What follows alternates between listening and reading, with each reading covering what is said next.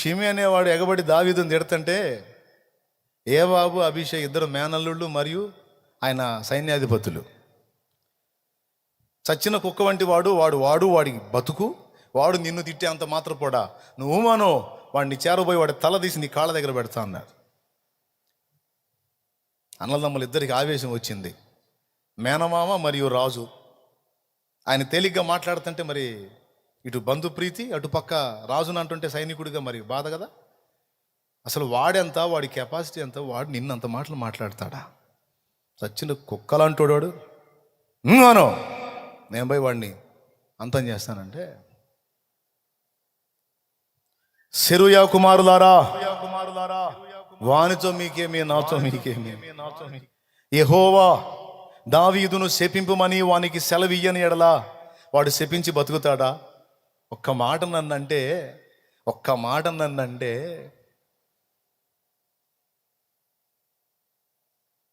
నాబాలుకి మళ్ళా లైఫ్ లేకుండా పోయింది. ఒక్క మాట, నేను అతనికి సహాయం చేయుటకు దావీదు ఎవడు అన్నందుకు మరుసటి రోజుకు చంపేశాడు రా నా దేవుడు. నన్ను తరిమినందుకు సౌలుకి ఏ గతి పట్టిందో మీకు తెలుసు. తన ఈటి మీద తనే పడి చచ్చే పరిస్థితి వచ్చిందిరా సౌలుకి. నా పక్షంగా అంత రోషంగా ఉన్నాడు రా నా దేవుడు. అలాంటిది ఈడు నన్ను ఇంత శపిస్తున్నా కూడా ఆయన మౌనంగా ఉన్నాడంటే తప్పు వీడిది కాదు, ఆయనది కాదురా, నాది. పొరపాటు నా దగ్గర ఉందిరా.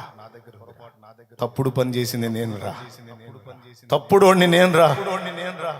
ఆయన్ని గాయపరిచారా, ఆయన బాధ పెట్టారా, చెడిపోయిన పని చేశారా, చెడిపోయిన పనులు చేశారా? నన్ను ప్రేమించి గొర్రెలు కాసుకుని నన్ను రాజుగా హెచ్చిస్తే పనికిమాలిన పనులు చేశాను రా. నేను అర్హుణ్ణే, తిట్టనియండ్రా వాడిని, తిట్టనియండ్రా. నేనంటే నా దేవుడికి చాలా ఇష్టం రా, చాలా ఇష్టం. నేను పుట్టకముందే మా అమ్మ కడుపులో ఉన్నప్పుడే ఏర్పరచుకున్నాడు రా నన్ను, అంత ఇష్టం. అలాంటి వాడు నన్ను ఇలా అప్పచెప్పాడు రా. ఆయన తప్పు కాదు, నేను ఆయనంత గాయపరిచా. ఆయన తప్పు కాదు, నేను ఆయనంత ఏడిపించా. ఆయన తప్పు కాదు. తీర్పు తీర్చేటప్పుడు ఆయన నిర్మలుడు రా, కల్మషం లేకుండా తీర్పు తీరుస్తాడు రా. నాకు ఈ శ్రమ తగినదే, నాకు ఈ ఇబ్బంది తగినదే, న్యాయమే. ఎంతో ప్రేమించిన నా దేవుడు వీడి తిట్లు వినైనా మళ్ళీ నా మీద కనికర పడతాడేమో, తిట్టను ఏంట్రా బాబు. వాడి తిట్లు వినన్నా మళ్ళీ నా మీద కనికరం వచ్చిందేమో, తిట్టనేంట్రా. నిజంగా అన్నంత పని అయింది. వెళ్ళాడు, మళ్ళా రాజు అయ్యాడు. అప్పుడు దాకా తిట్టినోడు మార్గ మధ్యలోనే పోయి కాళ్ళ మీద పడ్డాడు. రాజు అయిన దావీదు నన్ను క్షమించు మహారాజా అని. త్వరపో అన్నాడు. పిల్లరా, తృణీకారములో సంతసించుట, తృణీకారము గాయం ఎదురైనప్పుడు అందులో ఉన్న కారణాన్ని వెతికి దేవుని మయంపరచుట. నాకు ఇలా జరిగింది అంటే దేవుడు అన్యాయస్తుడు కాదురా. నాకు అన్యాయం చేసిన వాళ్ళు కూడా అన్యాయస్తులు కాదు. నేను తేడా, నా దగ్గరే ఉందిరా లోపం, నా దగ్గరే ఉందిరా పొరపాటు. ఏం మైండ్ అండి అది? ఏ మైండ్? అహం విరిగిపోయింది. విరిగిన మనసే నీకే ప్రియము యేసునాథా, ఉన్నతమైన స్థలములయందే నివసించువాడా. విరిగిన మనసే నీకే ప్రియము యేసునాథా, ఉన్నతమైన స్థలములయందే నివసించువాడా. విరిగేనా మనసు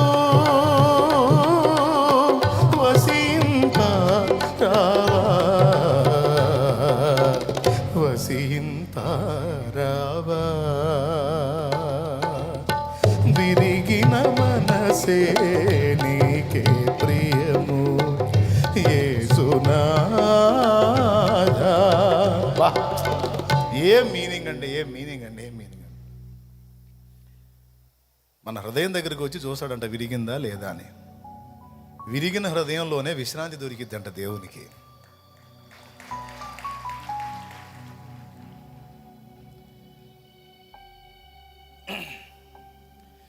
విరుగని దాని విరిగిన దానిని కోరదు లోకం, విరుగని చోని దృష్టిలో శూన్యం. విరిగిపోతేనేమో లోకం ఒప్పుకోదు. ఏదైనా విరగకుండా పటిష్టంగా ఉండాలి. విరక్కపోతేనేమో నువ్వు ఒప్పుకోవు. దేవా, నా మనసు విరిగింది, నా హృదయం నలిగిందిరా, ఇదేగా నీకు కావాలి. విరిగిన మనసే నీకే ప్రియము యేసునాథా. ఉన్నతమైన స్థలములయందే నివసించువాడా, విరిగేనా మనసు వసింప రావా. ఇప్పుడు ఇంతకుముందు నాకు విరగలేదు మనసు, నువ్వు రావటానికి ఇబ్బంది పడ్డావు, ఇప్పుడు ఇరిగిపోయింది. ఇంక రా, ఇంకా నాలో నివసిద్దుగా రా. ఇంకేం లేదు నా దగ్గర, ఇంకేమి లేదు నా దగ్గర. దేన్ని బట్టి అతిశయపడటానికి ఏం లేదు. ఒట్టి పాత్ర అని అర్థమైపోయింది. ఇది పనికిరాని పాత్ర, పగిలిపోయిన పాత్ర, విరిగిపోయిన పాత్ర అని అర్థమైంది. ఇంకేముంది రా. విరిగేనా మనసు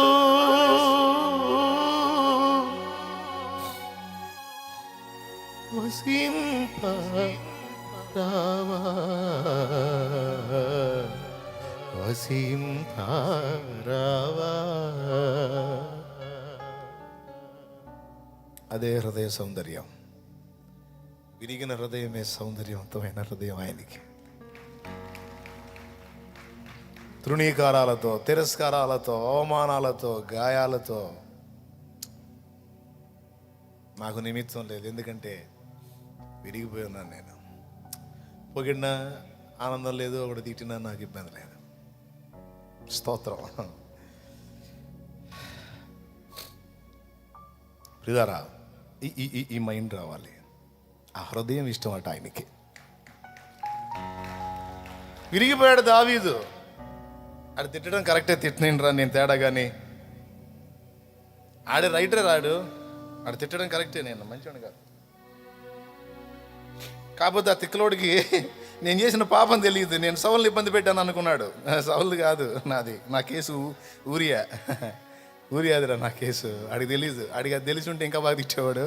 ఆడి సౌలుని ఇబ్బంది పెట్టినందుకు తిట్టాయని అనుకుంటాడు. మన కేసు వేరులే. మొత్తానికి తిట్లయితే కరెక్ట్, కానీ ఆడికి సరైన కారణం తెలీదు. తిట్టిచ్చేవాడు కరెక్టే, తిట్టేవాడు కరెక్టేరా. పెట్టులు తినే నేను తేడా. విరిగినోడి మాట అది. అదే విరగనోడు, ఎంత ధైర్యంరా నీకు, ఇడి చెడిపోయి మళ్ళీ నన్ను అంటావా? ఒప్పుకోడు.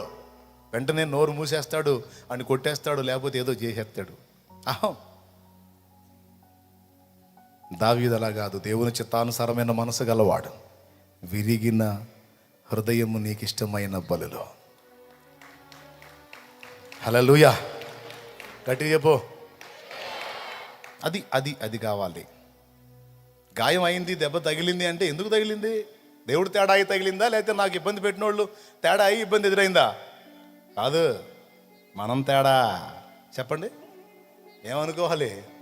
ఎక్కడో నేనేసా, దేవునికి అభ్యంతరకరమైన అడుగు. నేను యుక్తంగా నడుచుకున్నాను అనుకున్నా, దేవుని ముందు తారుమారు చేసేస్తాడు ఆయన. అంతే. ఓకే, ఏది గొప్ప? మాట అంటం కాదు, మాట పడటం గొప్ప. తీసి ఎదుటివాడిని కొట్టడం కాదు, దెబ్బతిని మౌనంగా సహించడం గొప్ప. అది నా యేసులో కనపడింది. ఏం తప్పు చేశాడని అరచేతుల దెబ్బలు, ఏం తప్పు చేశాడని పిడిగుద్దులు, ఏం తప్పు చేశాడని నోటి వెంట రక్తం. ఓకే, ఏది గొప్ప అన్న పాయింట్లో ఇది 4వది. 5వది, కృపా వరాలు గొప్ప, దేవుని ప్రేమ గొప్ప అనే ప్రశ్న వేసుకుంటే 1 కొరింథీ పత్రిక 12వ అధ్యాయం చివరి వచనం. 12వ అధ్యాయం మొత్తం కృపా వరాల గురించి మాట్లాడుతూ 12వ అధ్యాయం చివరిలో ఇవియుగాక సర్వోత్తమమైన మార్గము మీకు తెలుపుచున్నాను అంటాడు.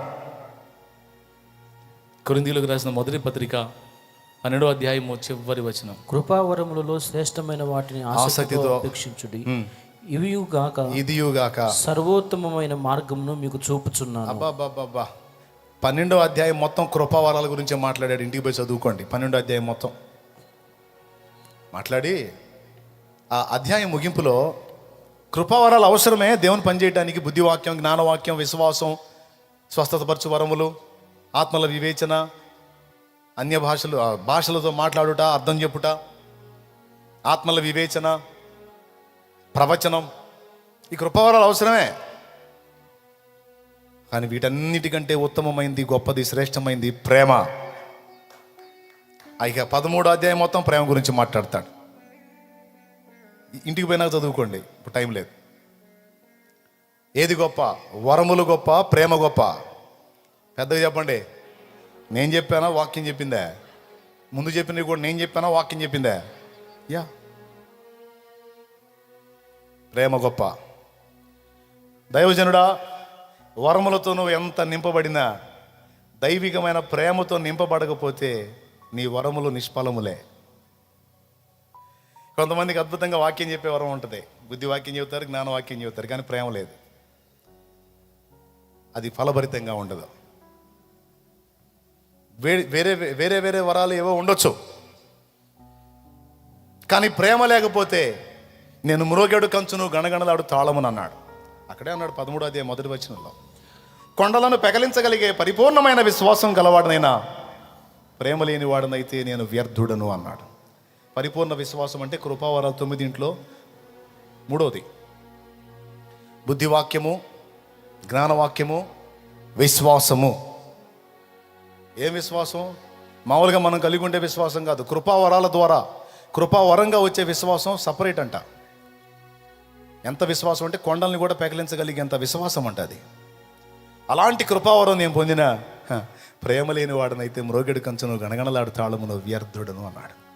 బా, లవ్, ప్రేమ, అగాపే ఎంత ముఖ్యం.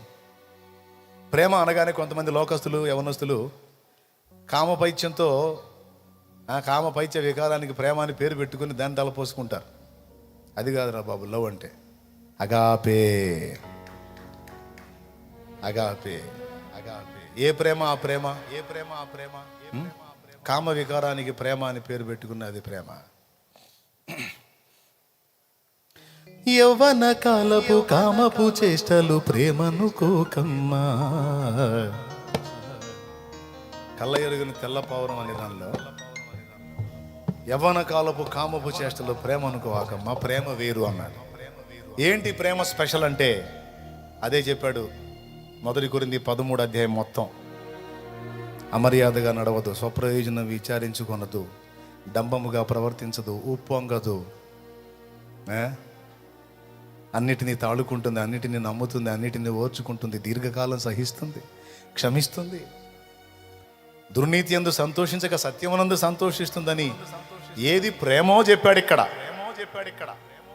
కృపావరముల కంటే శ్రేష్టమైంది ప్రేమ. ఇందాక అశోకుడితో మాట్లాడుతూ చెప్పాను నేను ప్రేమ, దాని యొక్క ప్రాముఖ్యత. నేను నా ఆత్మీయ బిడ్డలు ఎవరన్నా ప్రభునందు నిద్రిస్తే నేను బయటపడి ఏడుస్తా.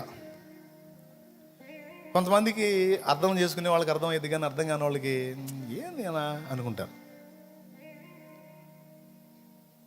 నేనేం చేసేది? నటించడం నా చేత కాదు, ప్రేమ ఉన్నట్టు షో చేయటం చేత కాదు. ప్రేమిస్తే నిండుగా ప్రేమిస్తా, అంతేగాని ఏదో కపటం పెట్టుకొని ఏదో ప్రేమ నటించడం కాదు. హోల్ హార్ట్గా ప్రేమిస్తా.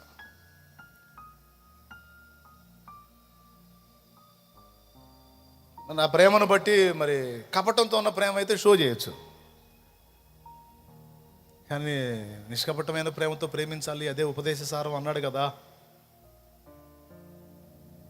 నేను చెప్తున్నా, దేవుని ముందు మోకాళ్ళు ఉన్నప్పుడు ప్రతి విశ్వాసి ఖచ్చితంగా దేవుణ్ణి అడగాలి. ఏంటో తెలుసా? నీ హృదయంలో ఉన్న ప్రేమతో నన్ను నింపు ప్రభువా అని అడగాలి. దేవుని ప్రేమతో ఎంత నింపబడతావో అంతగా ఆత్మల్ని ఇస్తాడు దేవుడు. దేంతో నింపబడాలి? ఆత్మ వరములతో కాదు, దేవుని ప్రేమతో నింపబడాలి. ప్రేమ తర్వాత వరం. ఫస్ట్ ఏది? గొప్పదేది? లవ్, అగాపే, దేవుని ప్రేమ. దేవుని ప్రేమ అది గొప్ప ఆకర్షణ. దేవుణ్ణి ఆకర్షించింది, మనుషుల్ని కూడా ఆకర్షించింది. ఆ ప్రేమ మళ్ళీ నటన ఉండకూడదు, న్యాచురల్గా రావాలా. అర్థమైందా? మళ్ళా షో చేయటం కాదు, ప్రేమ ఉన్నట్టు నటించటం కాదు, దొరికిపోతావు. నటన అనేది డ్రైగా ఉంటుంది కాబట్టి అవతల కూడా డ్రైగానే టచ్ చేసిద్ది. అది హృదయపూర్వకంగా వచ్చిందనుకో, అవతల హృదయాలు కూడా అలానే కదులుతాయి. నా బిడ్డలు నా ఒక మాట అంటే అలా అంకితమై ఉన్నారు. వాళ్ళ మీద నాకు ప్రేమ ఎందుకు రాదు? వాళ్ళ గురించి నేను ఆలోచిస్తాను, పట్టించుకుంటానని వాళ్ళకి తెలుసు. కాబట్టి నా ఆత్మీయ బిడ్డలు ఎవరన్నా తేడా పడ్డారు అనుకో, నేను ఏడుస్తా, నాకు బాధ. షో చేయటం మన వల్ల కాదు, ఎందుకంటే వాళ్ళతో నాకున్న అనుబంధం వేరు కదా. మీ పక్కన కూర్చున్న వాళ్ళు మీకు అంతగా టచ్ ఉండరు, కానీ మీ పక్కన కూర్చున్న వాళ్ళు చాలామంది నా దగ్గరికి వచ్చి వాళ్ళ హృదయం అంతా నా ముందు వెళ్ళబోసుకుంటారు. నేను ఓదార్చిన వాళ్ళు ఉన్నారు, ప్రోత్సహించిన వాళ్ళు ఉన్నారు, ధైర్యపరిచిన వాళ్ళు ఉన్నారు, నిబ్బరపరిచిన వాళ్ళు ఉన్నారు. నా దగ్గరకు వచ్చి నన్ను ప్రోత్సహించిన వాళ్ళు ఉన్నారు, నా మేలు కోరిన వాళ్ళు ఉన్నారు, నా కోసం ప్రార్థించిన వాళ్ళు ఉన్నారు, ప్రార్థించే వాళ్ళు ఉన్నారు, ఎక్కడెక్కడో ఉంటారు లైవ్లో. ఆ పిల్ల చెప్పింది, ఒక్కొక్కళ్ళు ఫోన్ చేసి చెబుతారంట తల్లులు, ఉదయం నిద్ర లేవగానే ముందు అబ్బాయి కోసం ప్రార్థన చేస్తా, తృప్తిగా అబ్బాయి కోసం ప్రార్థన చేసిన తర్వాతే మంచినీళ్ళు అయినా టీ అయినా కాఫీ అయినా ముట్టుకుంటా, లేకపోతే ఇంక నేనేం టచ్ చేయను. అబ్బాయి కోసం ప్రార్థన చేయాలా. ఏందా ప్రేమ? ఆమె నాకు గనపడలే ఇంతవరకు. నేను చూడలామని ఆమె నన్ను చూస్తుంది, రోజు ఎదురుగా పెట్టుకొని చూస్తుంది, నా కోసం ఏడుతుంది, ప్రార్థన చేస్తుంది. ఏమన్నా తెలుసా? నా ఆయుష్ ఏదైనా అవకాశం ఉంటే ఆయనకే పోయి, ఎంతమంది ఆయుష్ పోసుకుంటే ఇంక 1000 ఏళ్ళు బతికినా సాగు ఉండదు మనకిగా. స్తోత్రం. పోయి నా ఆయుష్ కూడా పోయి, కావాలంటే నన్ను తీసుకో. బిడ్డలు బతకని ఏం చేస్తున్నారు, మరి ఏం చేయాలి నేను? వాళ్ళ హృదయాల్లో అంత ప్రేమ నా మీద ఎందుకు వచ్చింది అసలు? ఏమో. ఇలాంటి తల్లుల గురించి చిన్నప్పుడు నా హృదయం అదే ప్రేమతో కదలదా? నా చెల్లెళ్ళు, నా తమ్ముళ్ళు, నిజంగా చెబుతున్నా, దేవుని సాక్షిగా చెబుతున్నా. కొంతమందికి అర్థం కాకపోవచ్చు, అది వేరే. ఇప్పుడు పని చేయడానికి వస్తారు కదా, వాళ్ళు పని చేస్తున్నా చూడబుద్ధి కాదు నాకు. అన్నం తినే టయానికి వాళ్ళు లేట్ చేశారనుకో, నేను చెబుతా, తినండి తర్వాత చూద్దాం. ఎండ బాగుందనుకో, రేపు పండుకోండి తర్వాత చూద్దాం.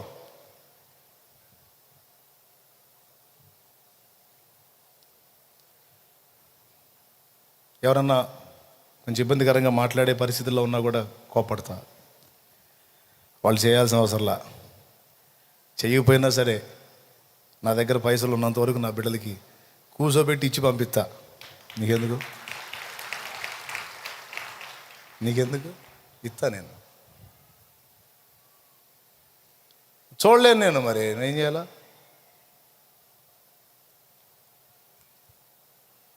నా మైండ్ అటు చేశాడు దేవుడు, నా హృదయం అటు చేశాడు. ఒకసారి టెంట్ వాళ్ళు వచ్చారు, బల్లలో టెంట్లు వేశారు మ్యారేజ్కి. ఫంక్షన్ అయిపోయింది, తెల్లారి పెద్ద ఆయన ఒక ఆయన వచ్చాడు, ఆ బల్లలు మోసుకుంటా బండిలో ఎక్కిస్తున్నారు. లోపల ఇంట్లో మొహం కడుక్కుంటూ చూసా, బయటికి నెత్తి మీద వేసుకొని ఊగుతా మోస్తున్నాడు. నా ప్రాణం ఉసురు మంది. పోయా,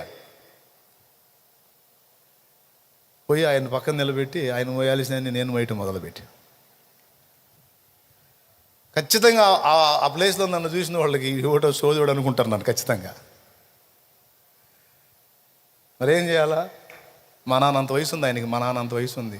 నెత్తిన వేసుకొని ముందుకు వెనక్కి కూగుతూ మోస్తున్నాడు. నేను ఎట్ట చూస్తూ ఉంటాను, నా ప్రాణం ఉసురు మంది. నేను పోయాను, నేను పోయి మొయ్యటం మొదలు పెట్టగా నీకు మొత్తం వచ్చి పడరు మనోళ్ళు. శుభ్రంగా ముసలోడు ఆడనే ఉన్నాడు, మొత్తం సరుకంతా నింపి పెట్టారు లోపల.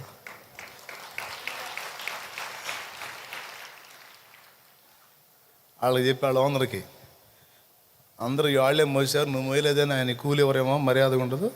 ఆయన చూస్తాడు, ఆయన బాధ, ఆయన మోస్తున్నాడని నేను వచ్చి మోసాను, నా వాళ్ళందరూ వచ్చి మోసారు, ఆయనకి ఈయండి అని చెప్పా. మరి ఎంత ప్రేమగాల్లో ఉండవు అని ఎచ్చుల కోసం చెప్పట్లా, బిల్డప్ కోసం, హడావుడి కోసం, ఎచ్చుల కోసం చెప్పట్లా. మన సైకాలజీ అది. అట్లా చేశాడు మరి ఆయన. ఏం చేద్దాం? మీరందరూ అలాంటి వాళ్ళు కావాలని నా ఆశ, నా దేవుని ఆశ కూడా.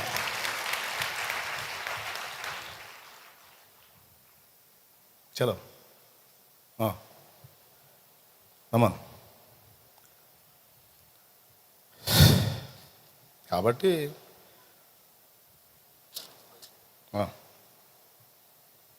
నేను ఏదన్నా దుఃఖపడ్డా మీరేం ఫీల్ అవ్వద్దు. అది దేవుని ప్రేమతో నింపబడ్డప్పుడు కొంచెం కదిలిద్ది మనసు.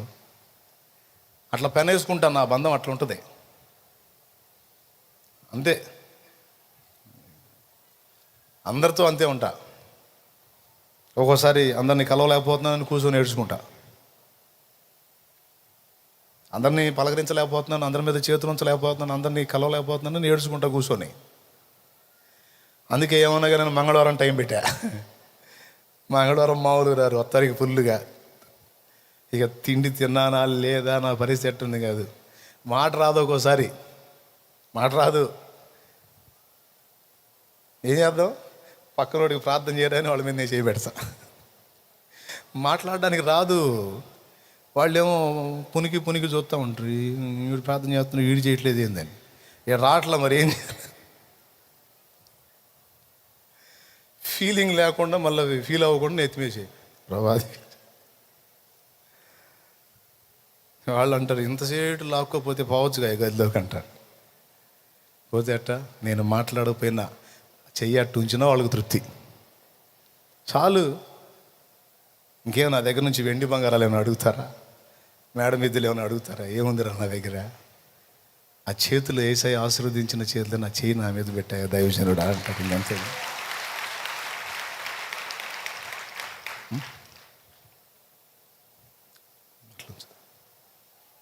జరిగే వాళ్ళకి దేవుని కార్యాలు జరుగుతూ ఉంటాయి. నాయనా, వరముల కంటే ప్రేమ గొప్పది నాయనా. గుండెలో ఆ ప్రేమ నిండాలి. ఎంతమంది హృదయాల్లో దేవుని ప్రేమ నిండుతుందో అంతమంది జీవితాలను వెలిగించగలుగుతారు. సేవ చేసే సేవకుడికి మళ్ళా మళ్ళా మళ్ళా మళ్ళా చెబుతున్నా, ఇప్పుడు నేను చెప్తున్న మాట కపటోక్తులు అయితే ఇంతమంది ఉన్నారు ఇక్కడ. ఈయన అంతే చెబుతాడు, ఒట్టిదే, ఒట్టి నాటకం అనే దమ్ము ఎవరికైనా ఉందా? పర్సనల్గా చెప్పండి, పర్వాలేదు, నేను లేనప్పుడు. లేదు, అనలేరు. ఎందుకంటే నేను నాకు చేత కాదు అట్లా.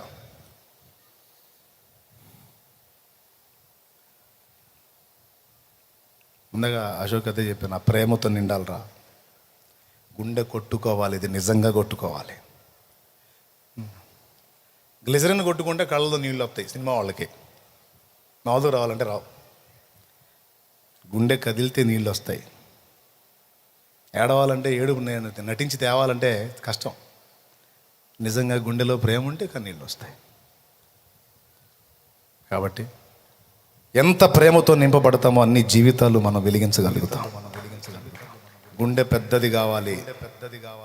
ఆ గుండెలో అందరికీ స్థానం ఉండాలి, అందరికీ ప్రేమ పంచాలి.